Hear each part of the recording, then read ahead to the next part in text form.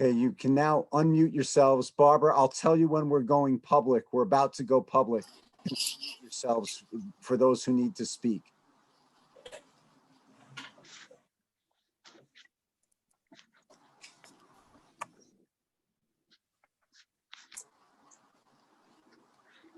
Barbara, go ahead.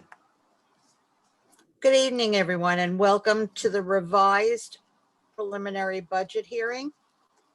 I would ask that the board hold any comments or questions for the end, and I will now turn this over to Dr. Prendergast. Thank you, Mrs. Burkitts, and good evening, everyone. Tonight's presentation will highlight adjustments to the 2020-2021 preliminary working budget, which was initially presented to the Board of Education and our community on the budget hearing of March 2nd. This presentation this evening, you will have found is posted on the district's website on Monday, and members of the school community were invited to submit questions or comments related to the budget. No questions or comments were received. At this time, it is my pleasure to also welcome to the conversation Mr. John Powell, our Assistant Superintendent for Business and Finance. And I would ask Dr. Lando if at this time you could please switch over to the slides. Thank you.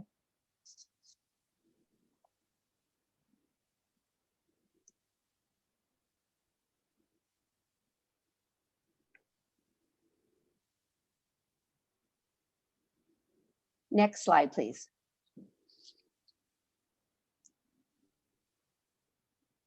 So every presentation in Great Neck begins with a focus on our district's mission statement.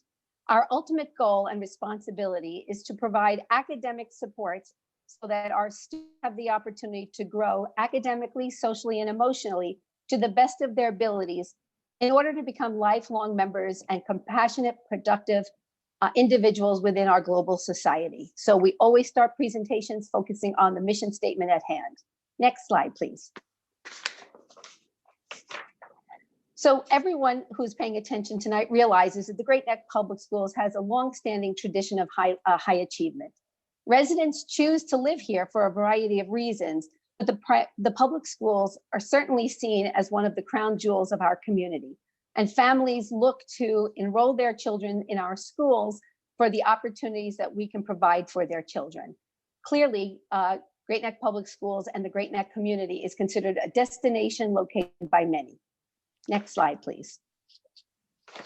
So the challenges when developing a school district budget is an opportunity for us to think about what are the opportunities that we would want to provide for our children, and then how do we then develop a school budget that supports those programs. Every school district budget is planned looking at revenues and expenditures so that we can meet the needs of our students. And when you look at the development of a school budget, the primary focuses that we look at in Great Neck are class size, program opportunities for our students, our facilities and our infrastructure, as well as contractual obligations that are mandated. Next slide, please. So the 2020-2021 proposed budget is $241,395,571. This represents a budget increase of 2.98% and a projected tax levy increase of 2.57%. This proposed tax levy limit is below the New York State allowable tax levy limits for the district. Next slide, please. And at this time, it gives pleasure to introduce Mr. John Powell, who will speak to the specifics of this budget. Thank you, Mr. Powell. Thank you, Dr. Prendergast, and good evening to everyone. Tonight's budget presentation, as Dr. Prendergast has pointed out, are the adjustments that we have made to the preliminary budget booklet that we handed out on Friday, February 28, 2020.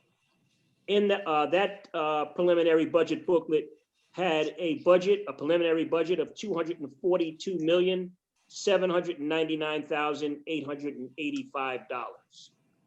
We made, based on events that have occurred subsequent to that date, $1,404,314 in reductions, bringing the number down now to $241,395,571.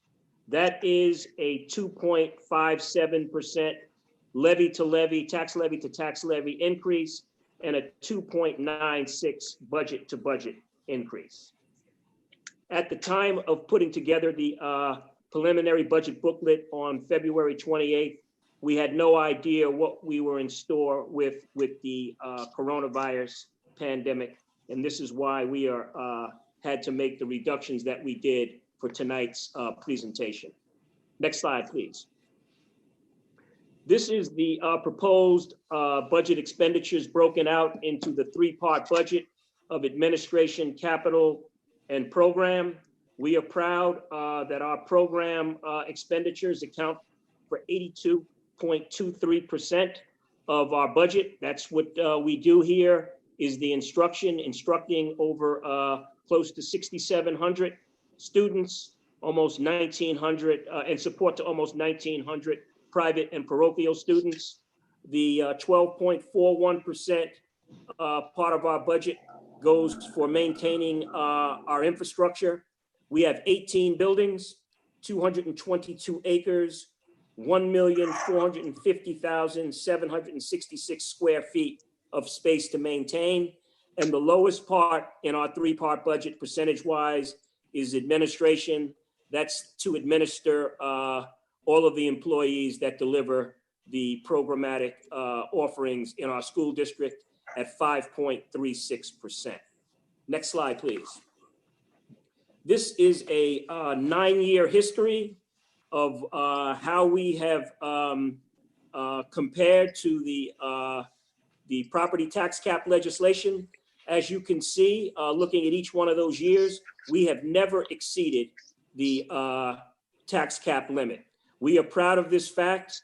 Our administration and our Board of Education, we are very sensitive to the tax burdens of our residents, and we try to keep education affordable in Great Neck, yet the best that there is. Next chart, please. These were the budget challenges that we were faced in putting together the 2021 budget. We had to anticipate a reduction in state aid.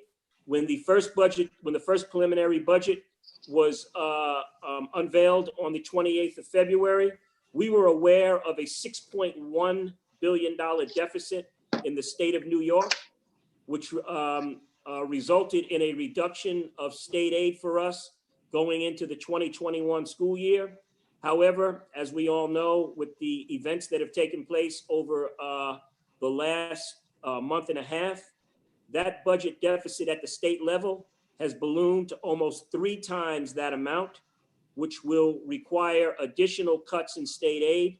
This budget has anticipated 5% more than we had anticipated in the original preliminary budget back in February. We also have, are faced with increased contractual expenditures in transportation. What happened in that area is we had not bid out our transportation expenditures for our large buses since 1986, for our small vans since the year 2000. We had been increasing our annual contracts by the cost of living, which we actually made out very well with. However, industry changes such as a shortage in drivers and the fact that we had not been paying the market rates required us to have to go out and bid this contract, which resulted in an over $2 million increase in contract transportation expenditures. Because of the excellence in our special education program, many families moved to Great Neck to take advantage of those offerings. We have had a 43% increase in our enrollment over the last 10 years for our special education program, which has increased our cost. The last bullet you see on this page has to do with capital project cost overruns. As you know, back in 2017, we embarked on a greater than $77 million capital proposition that consisted of many capital projects that we are going to embark upon.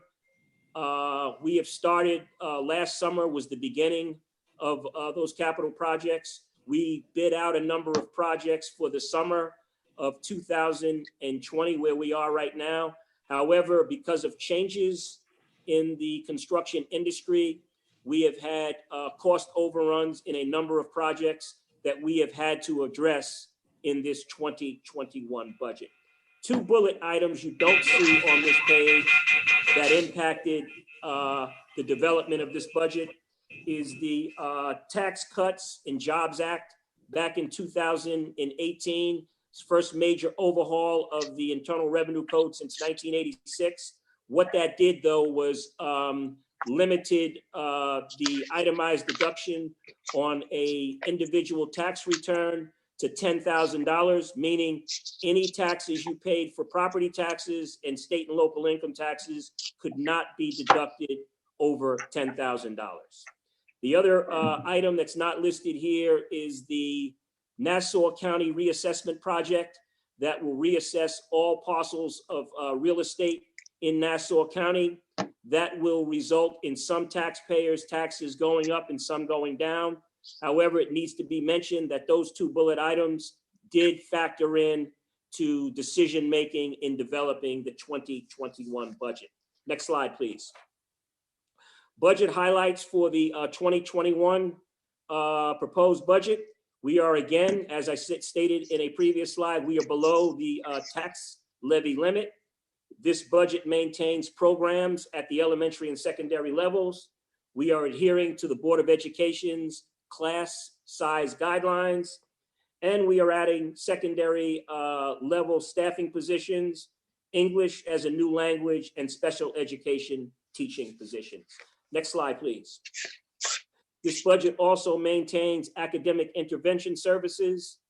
Again, English as a new language programs, the continuum of special education programs, and opportunities in support of all learners.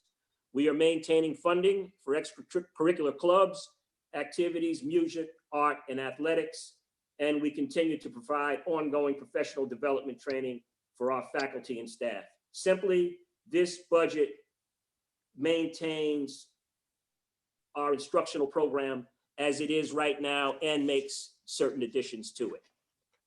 Continuing with the academic enhancements, the next slide, please. We are adding 2 full-time equivalent elementary special education teaching positions. I just want to point out what FTE, full-time equivalent, means. That is a full-time teaching position, teaching at a minimum 180 days in a school year.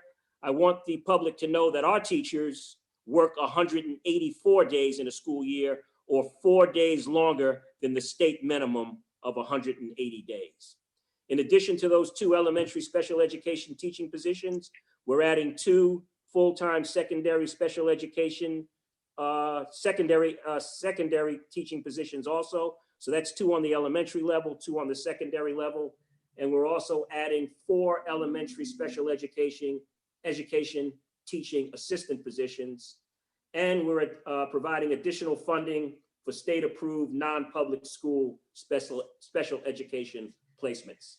Next slide, please. In addition to those positions, we're adding 5.9 FTE secondary level positions.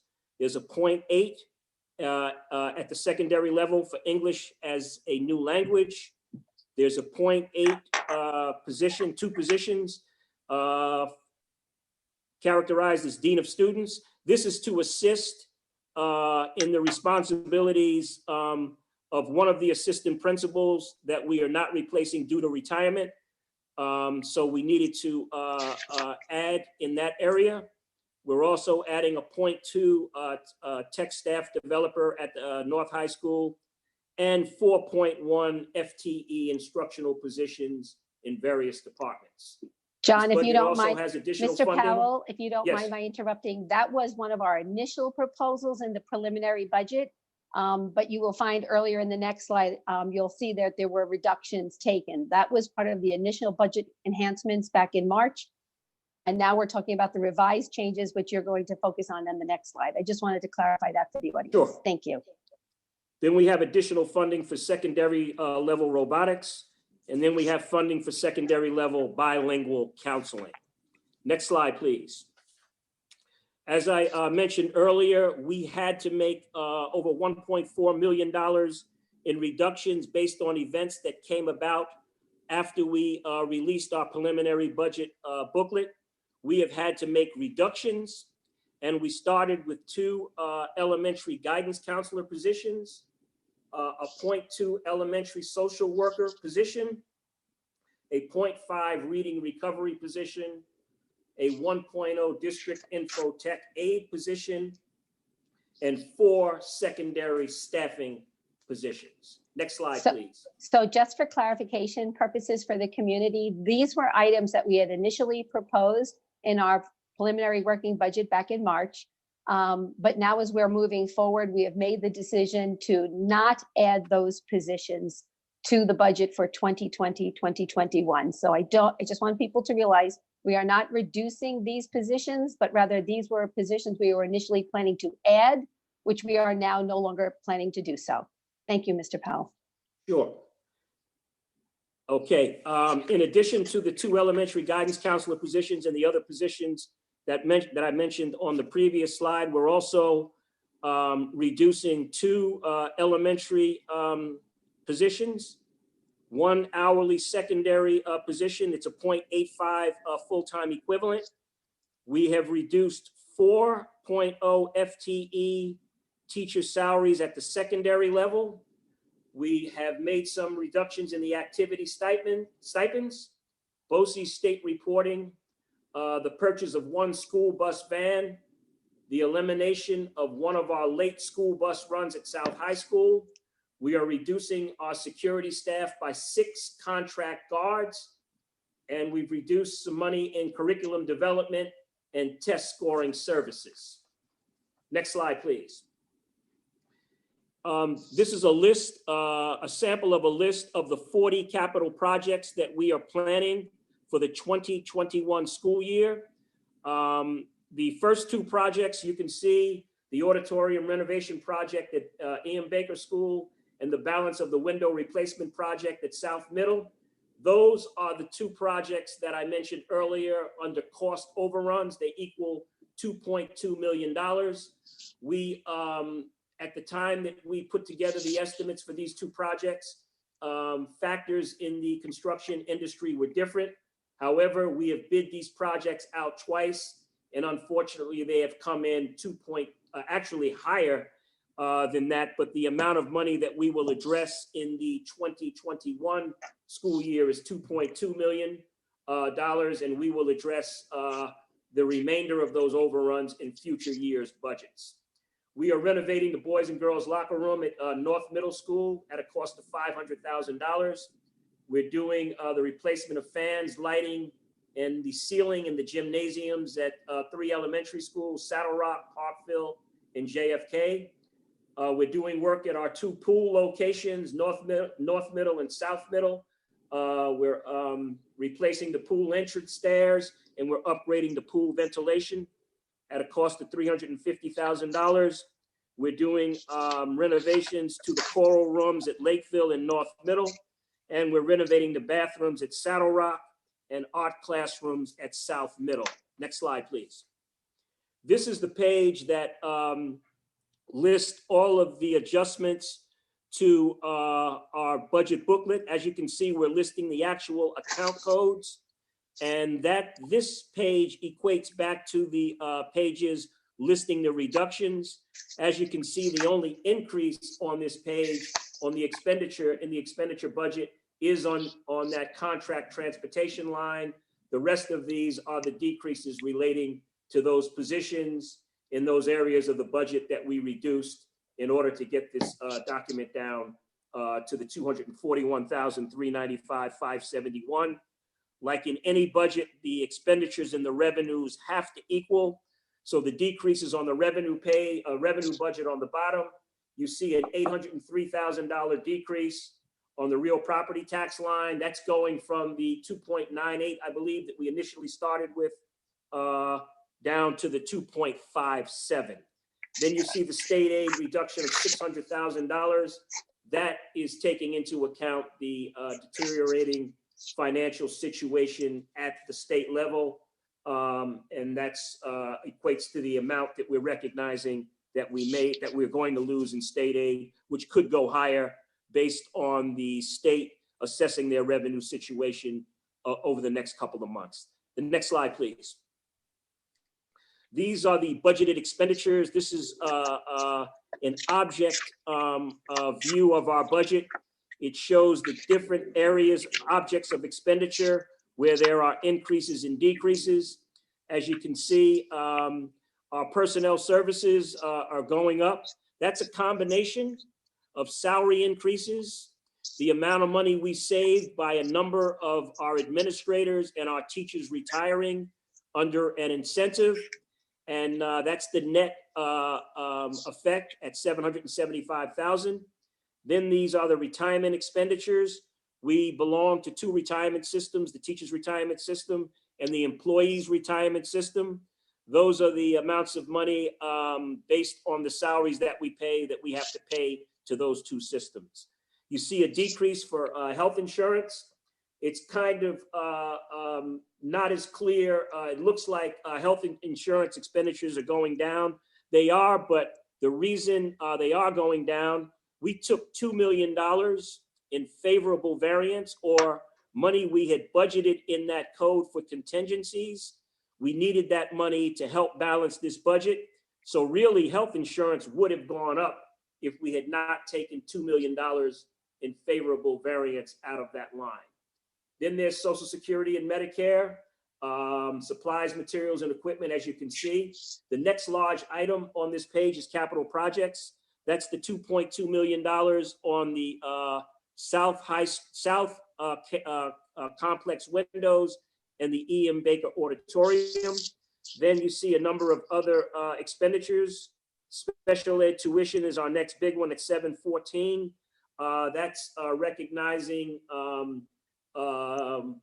fees going up in that area and more students in the program that we have to educate outside of our school district. The large item of transportation, as I mentioned earlier, has to do with changing market conditions at $2.5 million. The last big item there is Medicare reimbursements at $600,000. We are required by contract to reimburse our retirees for the Medicare insurance that gets deducted from their Social Security checks. That those reimbursements are income-based. The more money that our retirees make, the more they are charged for Medicare insurance, and the more that we have to reimburse them for. The $363,855 is a number of codes that are too numerous to list, but it is a reduction of $363,000. I just want to go back up to the middle of the page. You see the supplies and materials, equipment, contractual, and other, a decrease of $77,779. Again, not quite as clear as that number appears. We took $1 million, $500,000 of favorable variance out of our gas and oil line and $500,000 out of our electric line for a total of $1 million to help balance this budget. So in addition, that $1 million added to the $2 million coming out of health insurance is $3 million in favorable variance that we are using to help balance this budget. Can I go to the next slide, please? The next slide is the budgeted revenues. As you can see, revenues and expenditures have to equal. That's why you see at the bottom, right before the $241 million figure, the $6,976,627 is identical to the increase on the previous page. But on this page, we're showing you the 2.57% increase in property taxes, which equates to $5,339,183. We had a reduction in day school tuition from other districts. We have a number of students that attend our village school and some of our special education programs from other school districts. The reason this number is going down, the number of students we anticipate in the 2021 school year will be slightly less because some of them were graduating seniors this June that will not be returning next year. And we don't have the same amount of new students coming in to compensate for those loss of graduating seniors. The registration fees, recreation, and enrichment, the estimate for 1920 was not as conservative as I should have been. That's why that's a reduction of 144,500. The appropriated reserves and fund balance is an increase of $3.4 million. What that is we are using our reserves and fund balance to help balance this budget. The majority of that is the $2.2 million to cover that $2.2 million in capital project cost overruns. Payment in lieu of taxes is a decrease of $739,000. That's the result of two of our pilot agreements. The Money and Granite pilots in Lake Success, they expired in December of 2019. Interest income is down. That's the result of the, in the marketplace, interest rates are going down. We actually benefit by them going down when we borrow money, which we will be doing when we issue our second installment of serial bonds in June of 2020. However, on the revenue side, we are losing money on the amount of our deposited money because interest rates are lower. Slight increase in adult ed. Rental of district facilities is down because of the construction we have planned for the summer of 2020. One of the buildings that we would normally rent out will not be available because of that ongoing construction. Then there's an increase of $57,500. Too many codes to list there, but they equal out to the $57,500. Can I have the next slide, please? This is the determination of tax levy page. We just show you how we come about to our 2.57% increase in taxes. If you concentrate on the right side of that page, we show you the new budgeted figure of $241,395,571 up top.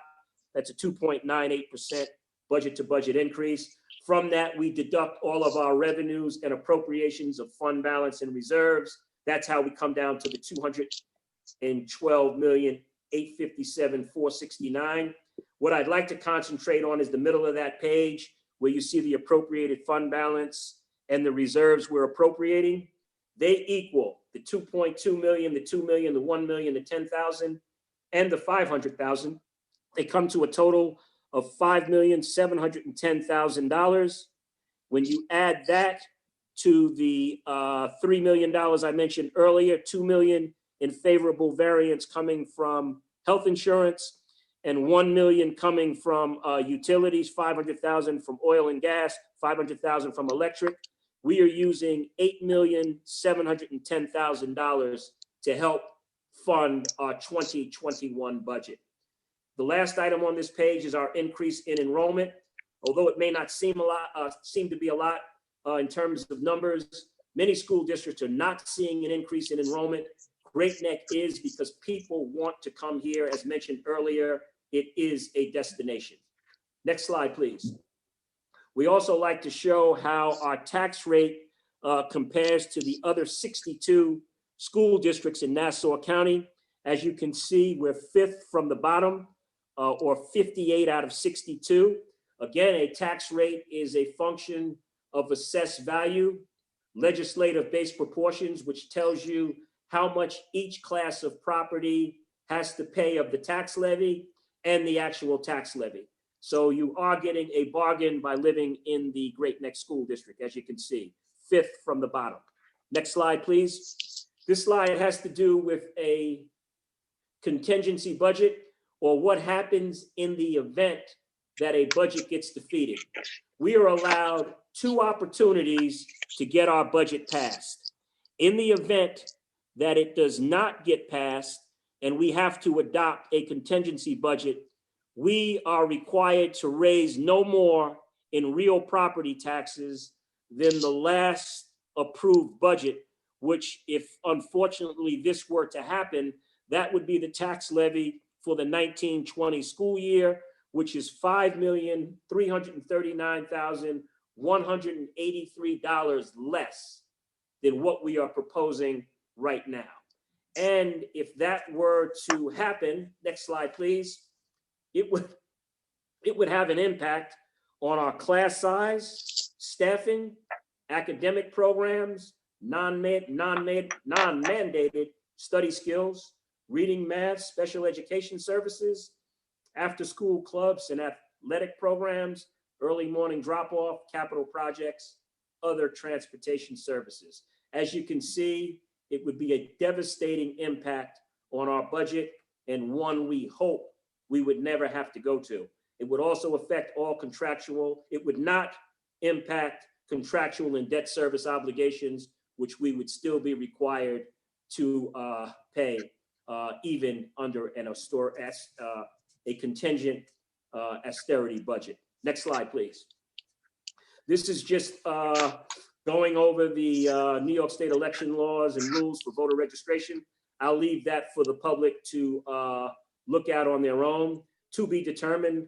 Unfortunately, we had been scheduled for a budget and trustee vote on Tuesday, May 19th, but because of the coronavirus pandemic, that date has been postponed. We, at this point in time, do not know when the date will be set, but right now, these are the rules that are in effect. The TBD, as you know, to be determined.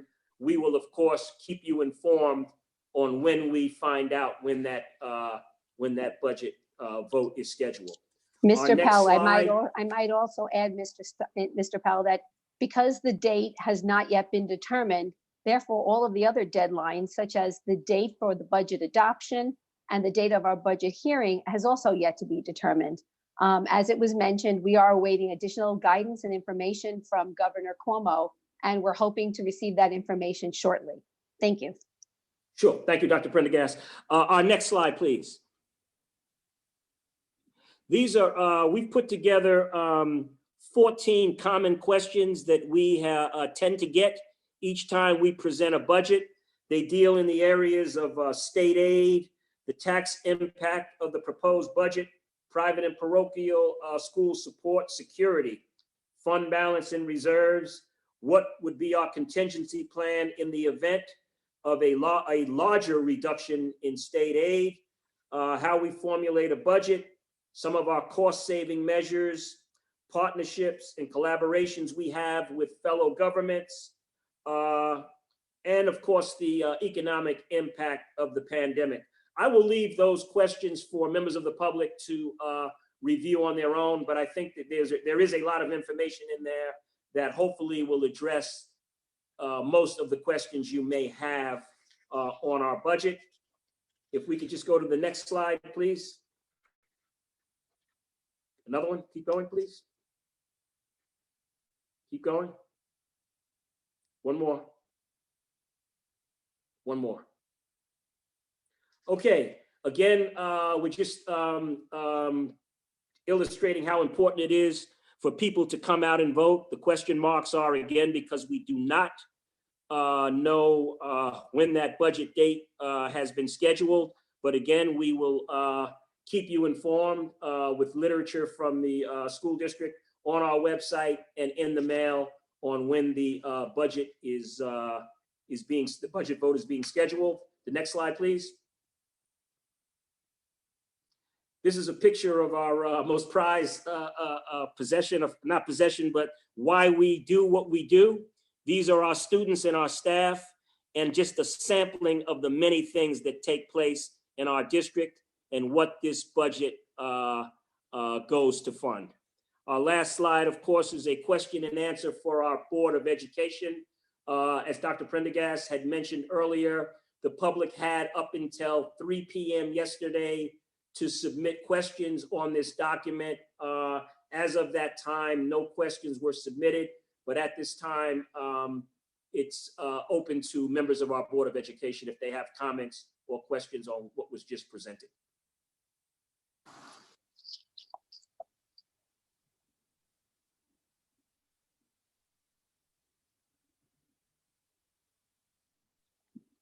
I guess, if there are no questions, this ends our presentation. Thank you. Of the Now, revised. Mr. No? Powell, Yes. Mr. Powell, give us a few minutes I'd like Okay. to open this to questions for the board or comments first. Mr. Ashnace, did you have something you wanted to say? Emphasize the importance of the approval of the budget for the first vote. As you could see, the exposure of not having an approved budget would mean we'd have to go back and make $5.3 million in additional cuts. And that's something that would have a tragic impact on the long-term hopes of our public school system. And so I just want to emphasize that everybody that's involved in this process has got to vote. We need to have a yes vote on the budget to protect the school district. I mean, everyone remembers what was Is there covered anyone on else slide on the 23. board? Is there anyone else on the board who has anything to say before I speak? Yes, Mrs. Berkowitz.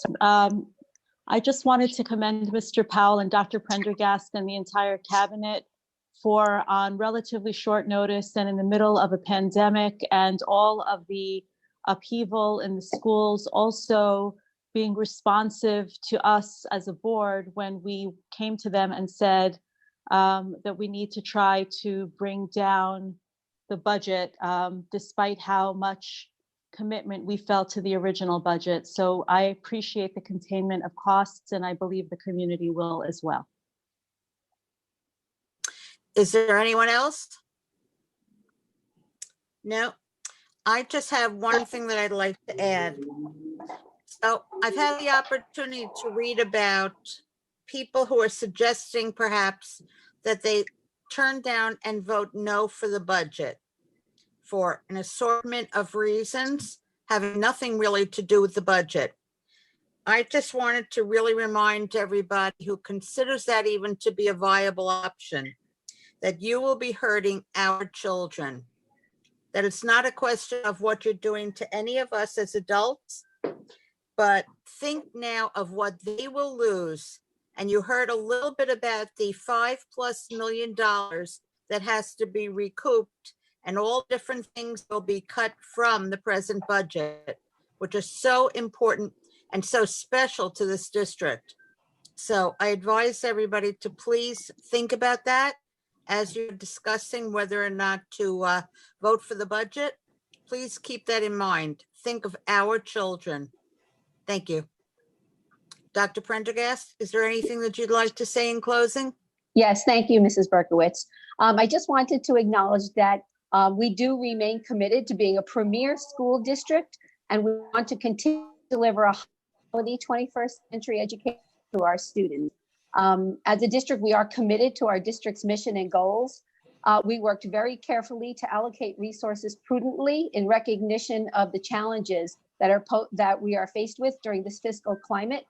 And the budget does retain a focus on expenditures which are devoted to instruction and program for students.